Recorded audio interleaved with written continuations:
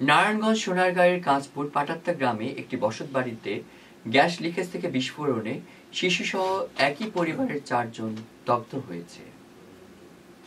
শনিবার ৬ ডিসেম্বর ভোর ৪টার দিকে দগ্ধদের উদ্ধার করে ঢাকার জাতীয় বার্ন অ্যান্ড প্লাস্টিক সার্জারি ইনস্টিটিউটে ভর্তি করা হয়েছে। দগ্ধদের মধ্যে ৬৫ বছরের জরিনা বেগমের শরীরের ২০%, ৩৫ বছরের মোহাম্মদ আলাউদ্দিনের শরীরের ৪০%, ১৪ বছরের শিফা আক্তারের শরীরের ১২% এবং ৪ বছরের শিমলার শরীরের ৩০% দগ্ধ হয়েছে। ঢাকার জাতীয় বার্ন অ্যান্ড প্লাস্টিক সার্জারি ইনস্টিটিউটের আবাসিক চিকিৎসক শাওন রহমান জানান, ভোরে ৪ জন দগ্ধকে আনা হয়েছিল, যারা নারায়ণগঞ্জের সোনারগাঁয়ের বাসিন্দা বলে জানানো হয়েছে। তাদেরকে অত্র হাসপাতালে ভর্তি রাখা হয়েছে। আওয়াজটা হওয়ার সাথে সাথে আমরা বের হয়ে গেছি। বের হয়ে দেখি সব মানুষ সব দৌড়াদৌড়ি করতেছে।